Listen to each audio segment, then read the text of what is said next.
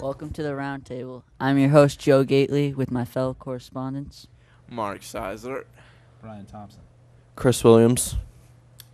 All right, let's get into it. Our beloved Celtics have been kicked out of the playoffs by the New York Knicks. How do you guys feel the series went? It's disappointing. I'm really disappointed is. too, but we had some hope in the end there, up until the last game. Yeah, it really is a shame. I really thought that the Celtics could have forced a Game 7 back in New York, and that would have created great momentum to hopefully try to pull off history, but it just didn't really work out. Well, they blew their lead the first couple games, so that was rough. It was disappointing to I see. think it really hurt them that Rondo wasn't there. Definitely. Having an all-star on the court really would have helped instead of having a mediocre guard play at best. What are your thoughts on the season and postseason play? I thought it was what was expected. But yeah, definitely, an alright season, not the best, not the worst. So mediocre is, I think, a great word to define the season. Brian, how do you feel about the regular season? I mean, the regular season was all right. We had our ups and downs, but we ended up being a playoff team, not a great seed, but we still got in there, and that was the initial goal of the team. So with all that age, I feel like we did well. We can maybe come back for one more year. The Celtics made a great playoff run on the back of Jeff Green and other role players. Do you guys think Jeff Green is a future superstar here in Boston? I think here in Boston, but I don't think around the league. He's a great hometown player, but I think that's where he's going to reside. All right. Rumors are starting to surface. DeAndre Jordan, Blake Griffin, Eric Bledsoe, and Caron Butler for KG, Pearson, Doc Rivers. How do you guys feel about that trade I love with LA? I love it. Yeah, I like it love too. I love it. I can never see LA ever doing this. I mean, the chances that you get a player like Blake Griffin is, it's 1 in a million. They won the lottery to get that first pick. They spent it on him, waited a whole year, and now, for the last few years, he's been producing at, all-star talent, and, I couldn't really see them trading him away for a 37-year-old wily veteran who's obviously in the twilight of his career and a definitely slowing down Paul Pierce. I would take this trade instantly, but I am a little hesitant to give up Doc Rivers because he is a great coach. Has this ever been done before, like a trade with a coach involved? No, Brian, it has not been done before.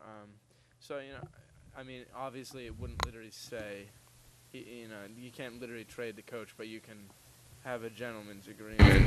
I'm aware, Mark. Yeah, so I think it'll be tough, that chemistry Blake Griffin and CP3 have together. It'll be a tough bond to break between those two. Oh yeah, definitely. Although I mean, that's a great point to go along with that. CP3 could be leaving. He could be out of Lob City. I think the Clippers are going to wait and see what happens to Chris Paul, and if he's gone, I think that they'll have to pull back on this trade. I mean, they're giving up a lot of young talent for a couple players and a great coach. I like the Clippers coach. I don't think he's a bad guy. I think, of course, he could do more with the outstanding talent he has over there in Los Angeles, but I don't think adding Doc and getting rid of all of these great players is going to be the right move. All right, there are free agent talks surrounding the Celtics postseason. No, not postseason. Summer. Yes. Off season. Off season, sure. The highlight is Josh Smith possibly coming to the Celtics. Do you think that's a good idea? I think that we really need to make some moves on the free agent market because our last few free agents, like Jason Terry, didn't really produce as well as we thought he would. And other additions like Jordan Crawford really didn't come into play as much. So this is big right here. Yeah, the Celtics have definitely come to get some definite role player, but I think they need some star power, especially with KG and Pierce in the twilight of their careers. I think there's always been that talk of a star coming. Blake Griffin. There was the talk of Dwight Howard for a little bit, and it's great that it was in their minds, but it's never happened before, and I don't think it will happen as much as I want it to. Yeah, I agree with you, Chris, here. If the Celtics do agree to part ways with the marquee players of their franchise for the last few years, I wouldn't see them spending all that money right on Josh Smith. He wants a max deal. He's good, but he's not a proven winner. I think they should stick with a little bit cheaper, possibly, and he's bigger, a guy like Al Jefferson or maybe even Nikola Pekovic. Two players that, outstanding last year, and they really help with rebounding. I think Al Jefferson would be a great acquisition, bringing him back to Boston. I know he was a fan favorite here while he played for them. He has proven to be a great player out there in Utah, and it would be awesome to see him back. Nikola Pekovic is also a great idea, averaging 19 and 9. Could definitely add some needed rebounding that the Celtics are lacking. Well, Greg Oden's coming out of retirement, and he can be a solid player sometimes when he stays healthy. Yeah, definitely. It would be awesome. I'd love to see him come here, but I could see a team like Cleveland who's willing to offer him more money and more years. Take that risk, or maybe even a team like Miami that really needs that center. Well, not needs, but it'd be nice to make them even more of a super team. I could see them being able to lure him in more easily than a team like the Celtics. I think teams are definitely going to look at Greg Oden, but I think that they need time because he's proven to be not a great player because he's been plagued with injuries over the 4 seasons he's been in the NBA. I would just be hesitant if I was the Celtics front office in getting Greg Oden. But if we were looking for a big man, I think DeJuan Blair would be a great guy out of San Antonio. I think he just proves to be a great player and can't hurt his ACL, right, Mark? Doesn't have any anymore. Or DeJuan Blair? Yeah. Yeah. And same with Jermaine O'Neal. He was great here in Boston, and I think bringing him back would be great, especially getting him back in the winning attitude instead of being in Phoenix where they've been losing for quite a while. Yes. All right, moving on to the NBA playoffs. Golden State Warriors tied the series against San Antonio, and they're just killing it from behind the arc. How do you guys feel about the Golden State Warriors? Well, Steph Curry has been huge, and even Klay Thompson has been great. Their guard play has just led the way, and I think that they're definitely going to win this series. Yeah, they've been playing great. I think the Spurs, being the great team they are, can't handle the Golden State Warriors with the youth and the shooting of Steph Curry and Klay Thompson. And I think it's really going to come down to the front court and how Andrew Bogut produces when the three-pointers go cold for the Warriors. Do you guys think that this is the Spurs' last run? Well, they definitely have the veterans to get the job done. Maybe not the youth and energy, but I think they can pull out their final run. I think they've, endless years left in them. They just got such a great system, Maybe, Timmy Duncan is getting a little old. Maybe even Tony Parker is getting up there in age. But then you got guys like Kawhi Leonard and Danny Green that will be there to step up. And they're really well coached, so yeah. that's just another plus. Yeah. Moving on to the Grizzlies and Thunder, how do you guys feel about that series? I don't know. I got to give it to the Thunder. I just think that they're a better all-around team, and even though Durant was a little off at the beginning of the series, he's come into his own. And with big role players like Dabo Cephalosha, I think that they can get the job done. Yeah, Dabo Cephalosha, he'll give you points here and there, but I think their real big player is is Reggie Jackson stepping up. You know, That was big. This guy went from averaging 8 points a game to almost 16 now. And then you got guys like Kevin Martin who are also stepping it up from behind the arc. And, you know, maybe Serge Ibaka, you know, 3 more points per game is what he's been given in. So they're all trying to make up for what they're losing in Russell Westbrook. And Dava has been, you know, consistent, but it's probably one of the best defenders in the league, though. Yeah, for his position. I wouldn't give up on the Grizzlies. I think with great play by Zach Randolph and Mike Conley, I think they can keep this series interesting. I do think the Thunder will end up winning, but the Grizzlies will definitely put up a good fight and make a good couple games, hopefully getting it to Game 5, Game 6, Game 7, the interesting stuff. Who do you have in these games winning? Who will be the team? Who do you guys think the team is to beat? Well, I think the Heat are going to beat the Bulls. Agreed. Chris? Do you agree?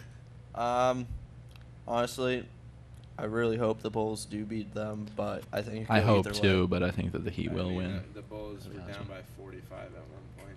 Yeah, they ended up losing by what, 36? I don't know. But It was it 36. was their worst loss in franchise playoff history and the Heat's biggest win. So, you know, I mean, I think that's rough. Could also see the Warriors winning as well as the Thunder and the Pacers. I would give it to all those teams, except I'd take the Knicks over the Pacers. Team to beat, I mean, it's going to be this way for a few more years unless LeBron goes back to Cleveland or Miami Heat. Mm-hmm. Yeah. And LeBron could go back to Cleveland. There's actually reports Cleveland is saving on cap space. You know, maybe he'd like to go play with Kyrie and those guys. I think that the Western Conference Finals is going to be a great game, a great series, between the Thunder and the Warriors. I think that's going to be a great series to watch if they win. All right, moving on to the Red Sox. They lost their third straight game and 6 of the last 7 and have dropped out of first place in the AL East. How do you guys feel about the decline of the Red Sox at this point? To be honest, I saw it coming. Saying it at the beginning of the year, I don't think, you know, this is a team that committed 3 errors in their first 17 games. Who does that? You know, now they've committed 19 errors in their last 18 games. That's not a first place team. Yeah, you know, I'm a hometown fan, but they're not doing it for me, just like last year. Exactly. You know, great start. You know, gotta give it to them. They I mean, everything was working out for them, and now we're seeing, you know, this is why I think they can rebound here. They're tied for second. It's not like they're out of the playoffs or anything. At the same time, you know, how is John Farrell's group gonna react? You know, he's built up this team, and it's always easy to win when you're winning consistently. You know what I'm saying? Yeah, it's easy to win when you win. 5 games in a row and everything, you know, you swing the bat and it always hits the ball. You know, I mean, you're gonna win. At the same time, and then your defense gets going. You know, it's all that camaraderie. At the same time, if you start losing, is your team gonna respond by going out and winning the next game, or is it gonna lose? And right now they've lost 6 of 7, and the last 3. I mean, they got something to prove here, and I want to see it happen. Definitely been punched in the face last couple games. Yeah, I think 15-8, 7-0. Yeah, it's been tough the last 2 series. Yeah, well, they're not the best team in baseball right now, but I still think that they can get it back up there and have the best record in baseball, and I still think that they're a championship team. They just need that, you know, kick in the butt, and some of their star players to step up. And I don't know who's going to be at this point. Couldn't tell you. I mean, we don't have star players. We have we have all of the players on the team are contributing players that have done a great job. I think the main leaders of Dustin Pedroia will come back.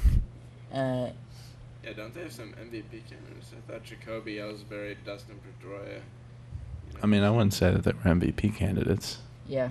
I could see them competing for the award. I could too, actually, but they're definitely not they're definitely not the favorites, is what I'm saying. Like they could fly under the radar, like the Red Sox always do. And David Ortiz actually has. Oh yeah, definitely. And David Ortiz has the best average in baseball. So. Oh, speaking of which, I mean, I think it's a great time to move on to this. You know, he has bad Aprils, and he just gets tossed. Media destroys him, and then he has a good April here, and all of a sudden he's accused of cheating. Would I be surprised if he were? No. Do I think he is? No. But at the same time, you can never tell with these guys. It's definitely something to look into. He is not using performance-enhancing drugs. How do you know that? What? Because he promised Boston that he wouldn't. And I believe Big Papi. We've seen this show a million times. And 500,000, it's gone one way. 500,000, it's gone the other. There's no way to tell. The Red Sox are probably the cleanest team in baseball. With Buckles and this and could Big be Papi. the Red Sox. Who on the Red Sox has taken steroids in the past? Manny Ramirez. He was let go from the team because of that. Rodgers. He was on the Yankees at the time. But the point is, Not when he was on steroids. listen here. Listen, Brian, listen, I hope for everyone's sake that you're right. And, I believe the guy. I really do believe Big Papi, but at the same time, it's something to look into. And no matter what, it's terrible that this report came out because you heard it from him. He's disheartened. It does something to your confidence when this stuff happens. It's just like Clay Buchholz. You see him, dude's got a 1.01 ERA. All of a sudden, it comes out that he's mixing sunscreen with rosin, and That's 90% of the league does that. Well, that's what one player said. That's what one expert said. 90% of the league may do it, but Clay Buchholz got caught. Exactly. That's all that matters. He hasn't gotten caught. He's been accused of doing it, as every pitcher has. He was putting Can you his name hands some others all over. recently? Hey, I'm sorry that the Red Sox are playing at such an amazing level. I'm sorry that these other teams have to compensate for the fact that the Red Sox are better than them by accusing our best hitter, our best pitcher, for cheating. I'm sorry, but the Red Sox are one of the best teams of baseball, and people have to deal with that. I completely agree. That's a great point. But my point is, what is that going to do to their confidence? Clay Buchholz, he goes from one of the best pitchers to a mediocre pitcher. He's not a mediocre pitcher. Right now? He has a 1.82 ERA. It grew 7.1 or 0.71. A 1.82 ERA is in like record-setting still. It's record-setting. 7 games, he got 0.71 ERA added to the entire season average. You have to be blind to say that this dude is not affected by this. Same with Big Papi. All of a sudden, he goes 0 for 5. In one game. It's one game. There are 162 games in the season, Mark. Listen, I agree. He still has the best batting average on the Red Sox. I don't know why you think that I'm patronizing you. Listen, I'm just saying it is definitely going to affect our confidence. I think we've seen that already. Nope. All right. 1-6 in the last 7 games. Yeah. They also had they had the best record in baseball. They're still number 1 on ESPN's power rankings. All right. Believe me. I do. They're coming back. All right, moving on. I hope you're right. All right, moving on. I am, so that doesn't. The Red Sox have the Blue Jays at home for a 9-day jaunt, starting against Tampa Bay, then back to Minnesota, and then going to Chicago. How do you guys feel about the upcoming schedule? The Red Sox do not match up against the Twins well, but it's gonna be a tough as few weeks. shown by their sweep, being swept by the Twins. They can beat the Blue Jays pretty well, though. That is a team with confidence issues. All those big names coming in and nothing doing. And then Tampa Bay is pretty much the same thing. They have good pitching, but there's no way they can hit the Red Sox pitchers. And their coach can't seem to stay on the field, being ejected I think twice over the week. I think it's just been difficult and frustrating for the entire Rays organization. Yeah, I think these are struggling teams going head to head. It's gonna be interesting to see which team is gonna step up. I mean, one team has to win. I mean, the Red Sox don't have to step up. They're already like a winning team. I'm not arguing that. I'm saying that You are. they have to get out of this slump no matter what to continue to be a winning team. So I'm just interested to see how it goes. All right, we're going to move on to the Bruins now. Amazing game this past Wednesday against the Leafs. Krejci's huge game, hat trick, including the game winner in OT. Yep, I love it. Yeah, I love it, Boston. When you see a Hattie like that, that's a great performance. I mean, this dude just comes in and performs night in and night out. I mean, and And it revs up the whole squad. Yeah, I mean, he has a game-winning goal. It's amazing. It's great. It's great. It's perfect. Fun to watch. 63 playoff games, 25 goals in his career. It's fantastic. David Krejci's not one of the. Don't forget 32 assists, Chris. And a plus-minus of 25. What more could you want? It's crazy. He's not one of the league's big names, but he's definitely a hometown hero. Leads the Bruins. He's the guy that they can depend on in shootouts, overtime, third period to get the job done. And I think this is a rerun of their championship run so far. I feel the magic. If I remember correctly, he was one of their leading scorers. At least I don't know if he was the leading scorer, but he was one of. Oh yes, Mark, he was actually. He had 12 goals and 23 points in 25 games. We got the Leafs at home tonight. The Garden's going to be electric. The fans will be completely into it. Hopefully, we can give the team what they need to get the job done. I think we can, Chris. Speaking of hometown heroes, how do you guys feel about Sagan's play at this point? He's not playing too well. He's been in the league a couple years now. He's not a rookie anymore. He's been to the playoffs. We won it in 2011. He was a bit of a factor there. I don't know what it is. He's just not finishing on his opportunities. He's turning the puck over. I don't have an explanation for this. He's got to turn it around by the next series. I think he's had a few goals, but it would definitely be nice for him to get one of those 2-goal games, multiple goal games, see the puck go in the net multiple times, and then build up his confidence from there. All right, moving on to the Patriots. Gronk, another surgery on the arm, getting close this season. Do you think he can be ready in time? I don't know. I feel like he could miss the first game or two. I mean, he's had a lot of stuff going on with the arm, and some of it's just bad luck, and some of it's just him being stupid. I don't really mind if he's ready for the beginning of the season. I'd rather, I think he's come in early from fans rushing him back one too many times, Yeah. At this point, I think it's stupid to rush him back. So, this guy is he's arguably the next face of the franchise, depending on what happens. Yeah, he is a great player, but he's not necessarily essential to the offense because we have played without him before and still been successful. Yeah, Brady, #1 rated player in the NFL right now. Last year. Yeah, last year, but the rankings will come out, and we all know he's going to win again. So. Having a Pro Bowl quarterback, Pro Bowl tight end will definitely help. Can't hurt Patriots. Speaking of quarterbacks, will Brady be #1 again? I mean, probably. I don't see much competition. Drew Brees is a great quarterback. Matt Ryan's pretty good.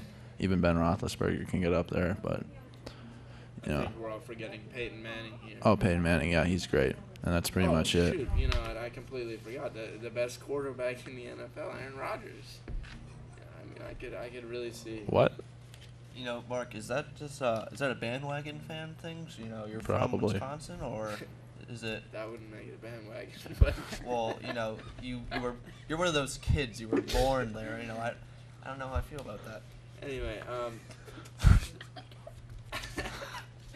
yeah, just based on the fact that he had 2 years ago he had 45 touchdowns versus 6 interceptions. So I think this guy's. Yeah, but he had some of the best receivers in the NFL, and Jordy Nelson, and even Jermichael Finley at tight end. Greg Jennings, Donald Driver, all those big names were up there with him, helping him out. I'm not going to name every receiver that has ever been on the Packers, Mark. I'm just saying he was helped out by the receivers. I'm just saying Brady makes his receivers good. Brady makes the receivers good. Rodgers feeds off his receivers. All right. NASCAR. Do you watch any NASCAR? I do not watch. I watch the highlights on SportsCenter on my weekend mornings, but I don't even watch those. But I usually don't follow NASCAR. Me neither. I watch all the drama unfold on Sports Center in the morning. I mean, I actually change the channel when NASCAR comes on SportsCenter. Right. But I think you should just give it a chance. Just like, I'm not saying watch an entire thing because that's tough because you have to watch cars go around 500 times. But I think just watching it because there's so much drama going on between the drivers and NASCAR Association, and also driver versus driver with all the fights happening. It's fun to see on SportsCenter, but I definitely wouldn't watch it in my free time. What do you like about the sport, and do you think it will ever be huge in Massachusetts? No, I don't think there's that much to like. Yeah, I have to agree with Chris Williams here.